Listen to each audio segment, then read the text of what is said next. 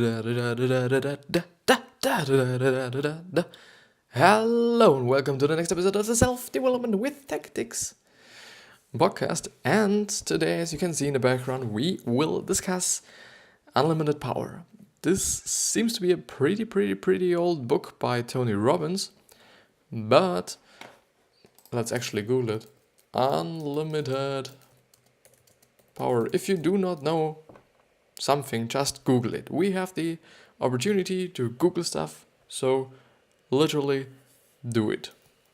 Tony Robbins. Tony Robbins. Maybe year. Type in year as well. And then I'll see. It's from 1986. It's a book from 1986. But I made the experience that a lot of pretty old books are just very great. And therefore, I'm sorry, just do this away, and then everything should be fine. So, but let's get straight into this book. The book in 3 sentences. Unlimited power is the ability to produce the results you desire most and create value for others in the process. I think it's just great that they pointed out, or he pointed out, or Tony pointed out, or the guy who made this summary, or actually the girl who made the summary, pointed out that it is, valuable to, to make something for others or create value for others in the process of you becoming your greatest or something. Because I think it is just really important also in terms of business or businesses, that you have actually a product that provides some kind of value for others. And this is also important for all these guys or girls on YouTube or on any social media platform. You have to produce some sort of value for others. If you do not provide any value, or value is just, some kind of spongy term, because a value could be knowledge or information, happiness, or you just laugh by watching some videos, or you, actually all emotions you can have. You can be sad, or you cry, you laugh. You know what emotions are, I think, but but actually, this is what I think actually, or at least what value is. The second one is action is what unites every great success. That's I think the most important part. If you want to be successful, if you really want to achieve in your life, you have to take massive action. You do not really, have to make some little kind of shit. You actually have to do a lot of shit. That's what I think it is. And I think that's also the great thing about it, because, you get used to other things, some sort of, because, you're actually, you're actually doing a lot of stuff you wouldn't never do, if you know what I mean. But sure, yeah, it's fine. And the third one is nothing has any meaning except the meaning we give it. That's actually pretty true. And, it's also in terms of emotions and how you react to certain situations in your life or scenarios. It always comes up to how you react to them, or what meaning do you give to them. Let's, for example, say you get a bad mark in school. I always do the school things. I'm very sorry for that, but this is the easiest one. If you get bad marks in school, you might be like, this is shit, I hate it, I do not want to get bad marks, and so on and so on.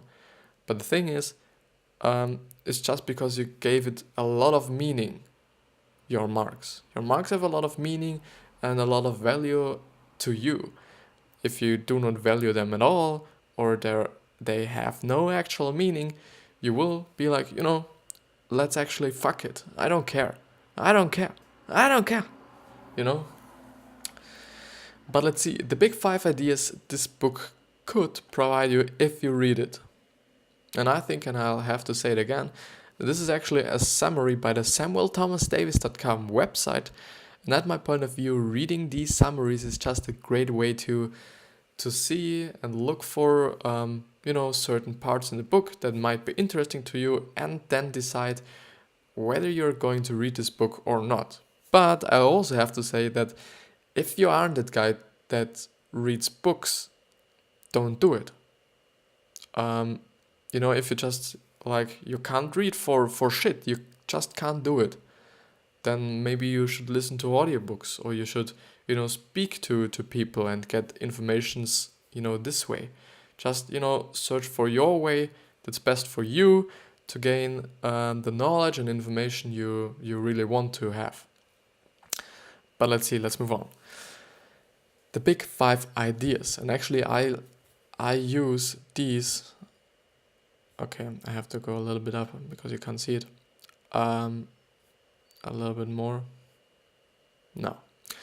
I actually use these summaries because it's a great way for me to provide you value and to get some kind of value for me. This is actually, why I use them. There's actually no other way instead of me just talking and having this, somewhere else. But I think it's great that you can read along with me and see what I'm actually giving you or what I'm actually talking about. But let's see. How you feel is not the result of what is happening in your life. It is how it is your interpretation of what is happening. This is just what I was talking before. And this is actually something that Tony was talking about in another book, or actually maybe this book I used for an Instagram post actually, which is, it's just true. You can give a fuck about something and then you do not care about it. And if this particular thing happens, then you'd be like, I don't give a fuck.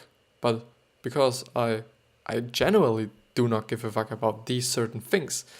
But if not, it will just some kind of matter for you. This is actually something the last 2 episodes of the podcast and the video were The Subtle Art of How to Give a Fuck by, I think it was Mark Manson, if I remember correctly. Was kind of a great episode. A few things went pretty wrong, but this happens. The second one is the way we communicate with others and the way we communicate with ourselves and ultimately determine the quality of our lives. And it's completely true, because if you're just an asshole to other people, you will get to nowhere. Because I think kindness always wins. Kindness is the key to everything. If you're just a fucking asshole and you just can't deal with people and you can't speak with people, how should you ever make or create or build up a business? Because I think most of the businesses will some sort of deal with people or have something to do with people. If you're selling something, you get it. So just, at my point of view, kindness always wins, even though a lot of people say, girls like bad boys, which I think is total bullshit. And if you have a girl or looking for a girl, not really looking, but if you have a girl right now or dating a girl right now that says she likes bad boys, just be kind and some sort of, convince her that bad boys are just bullshit. So it's just, it's just my point of view. I really don't want to tell you something what you have to do. My opinion. But let's see. In order to achieve an extraordinary quality of life, you need to consistently put yourself in a state that supports you and your achievement, which for me stands for having the right person around you. If you have really, and I mean really, really, really negative persons around you or people around you, this will not work quite well, because, they are tearing you down. They are just all the time negative, and you get negative by them or through them as well. And I don't want to say that you should, you should throw out every kind of person you know, because all of them say sometimes some negative stuff.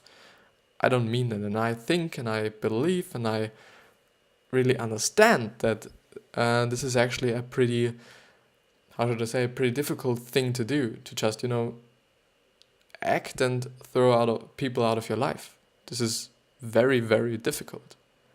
But maybe it's important for your life, and it's maybe has to be done. Because as I said, oops. As I said, I think, just having negative people around you all the time isn't that great. And the last two things are, when handled effectively, beliefs can be the most powerful forces for creating good in your life. And I think it's just very, very great that he points out that if they are handled effectively, or I would say even rightly, if this is actually a word, I don't know.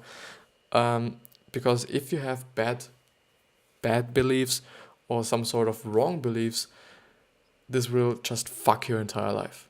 If you just believe that eating fast food will make you healthy, maybe actually this will provide you good health, because our body and our mind is just connected so deeply and so extremely deep that it might be possible even for people who have really, really, really a deep believing in fast food being healthy, that is actually healthy for them. I really kind of believe this.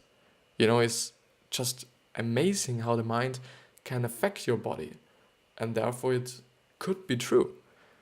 But for the most normal people, or for all the normal people, it is just a pretty shit belief, because science says, and how should I say? Yeah, science says that it is not good for your body, and if you believe that it is, but it actually isn't, you just tear yourself down by time. And so, at my point of view, it's just great that he pointed out that if you have the correct beliefs and or right beliefs, or whatever you want to call them. And the last one is, ask yourself, what would I attempt to do if I knew I could not fail? And this is actually the sentence I just took, or just read over as I was going through this summary to see if there's anything in it for this episode. And this was actually the sentence I just decided to take it, because I think a lot of people would just do a lot more things if they couldn't really fail. So everybody just would attempt, then it is not just like an attempt because you know that you will not fail. Then it's just some kind of sure thing. But nevertheless, or anyways, a lot of people would just attempt to build a business, to be better at something, to throw these negative people out of their life, because they know that it won't fail, and so on and so on and so on and so on and so on. And this is just amazing. And the thing is, a lot of times you aren't really failing, because failing is a term which is just so negative, but actually it isn't, because if you just fail, it is actually something you learn from. I hate failing, I hate losing, I hate all this shit, because I really can't. If I'm losing in sports, I get very, very aggressive, and this is not fun. It's not fun for me, and sorry for that. I really have to change something about this. I don't know how yet, but I will, hopefully. I will, I just have to remind myself that every failure and mistake I make is just something you can use to grow, and to grow in your life, and to grow in terms of your knowledge, and so on and so on. This is pretty important. But let's see, and enough talking. We're not getting through this fast enough, maybe. But I try to be a little bit more empathetic with this text and with you, and showing a little bit more emotion, because the last few episodes I was just like, this is like that. But this isn't, very, very nice to watch. And I want you to watch, because I want you to get this knowledge. But let's see and actually go through this summary. For Tony, unlimited power is the ability to produce the results you desire most and create value for others in the process. I'll have to read it again. For Tony, unlimited power is the ability to produce the results you desire most and create value for others in the process, which is actually the first sentence of this whole article. Action is what unites every great success. Action is what produces results, which is totally true. Knowledge is only potential power until it comes into the hands of someone who knows how to get himself to take effective action, which is totally true. Which also, hands into reading books, because you can actually read thousands of books, but it won't get you anywhere if you just do not take this knowledge and use it. If you don't use this knowledge, nothing happens because you do not take action. And this is actually something I really hate about me, because I have read a lot of books and I know quite a bit of it, but I really do not use all of this informations and knowledge I got through them. The thing is, it's the thing I recognize the most with How to Win Friends and Influence People. This book I was all the time talking about and will always be talking about because it's just a really, really great book. There's so much information, but certain things, I don't know if I'm using them. Maybe I hope I'll do them subconsciously, but I don't know, And all the time I tell myself, you have to go through this book again. Just, I have a lot of underlined things and so on. I just, I read on an ebook, and so, you can jump from every underlined part to the other underlined part, and so on, which then means that by only reading these things, everything should be right, but I never get to it. And I just always forget to do it and so on, but anyways. Knowledge is only potential power until it comes to I have read this. In fact, the literal definition of the word power is the ability to act. How you feel is not the result of what is happening in your life, it is your interpretation of what is happening. And I've talked about it and I will not yet or now. You are the one who decides how to feel and act based upon the ways you choose to perceive your life. Nothing has any meaning except the meaning we give it, which is, I think, some sort of the point above, and I hope you can read it. It's actually some kind of bad situation with the face cam, because it takes up a lot of space and it goes over the text and so on, but I hope everything is fine. So this point, the point with giving meaning to something, is just in terms of us doing it and not like, things have a meaning. In general, would be bullshit. It's just the same thing as like interpretation or perspective at my point of view. So some kinda. Tony believes that there are 7 fundamental character traits that they have all cultivated within themselves, 7 characteristics that give them the fire to do whatever it takes to succeed. And the first one I really emphasize with this one, which is passion. I think if you're really, really passionate about something, you can just get the best at it. If you're just passionate about playing football or soccer, let's take both of them, you maybe get a professional athlete because you're just so passionate about it. And if you're passionate, you really love what you're doing. And this passion, passion is something that lasts pretty long, I guess. Because, you like what you do, you probably be good at what you're doing, and so on. Which is, the perfect surrounding for you getting good at it. Then believe, if you actually then also believing that you're good at it and that you will get better and so on, this is another layer of your success building up. Strategy is important because, you can just work, but if you do not know where you're heading, nothing will happen. And to know or to get where you want to get, a good strategy and a strategized strategy is important to be as fast or as effective. Clarity of values is also important. I think values some kind of your goals. I think of them as some kind of your goals, because if you know your values, you should then be always making decisions based on your values or preferences. This is something I just quite talk a lot about in the last few days, because it's actually something I've been emphasizing with, and I've just realized the last 2 weeks. If you know your values, then you should always make decisions based on these values. And this is something you have to remind yourself of. And this will make every decision making very, very easy. Maybe not very easy, but you know that you will get to this goal because you're just doing everything, or your decisions are based on your values, and your value is some kind of your goal, some kind of connected in my point of view.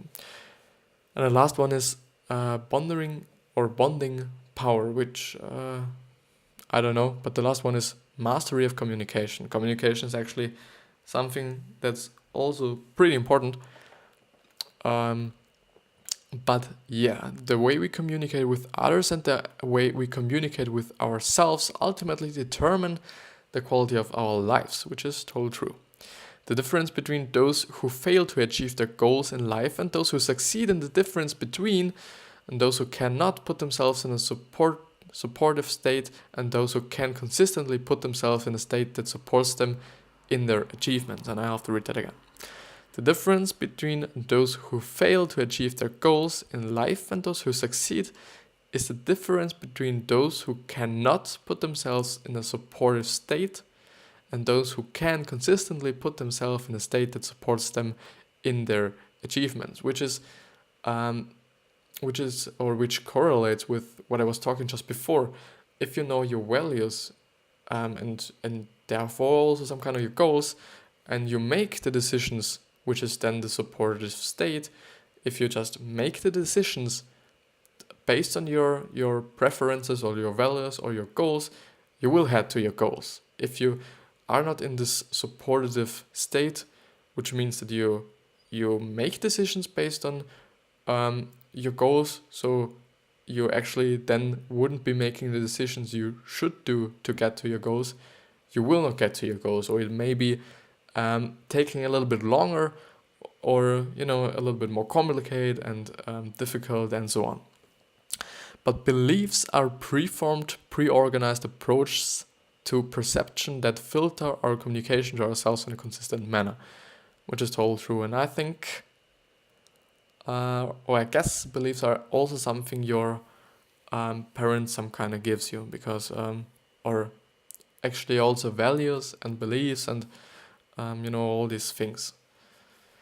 Unfortunately enough, because a lot of people just want to change, but it's actually pretty hard because you have these patterns in your mind.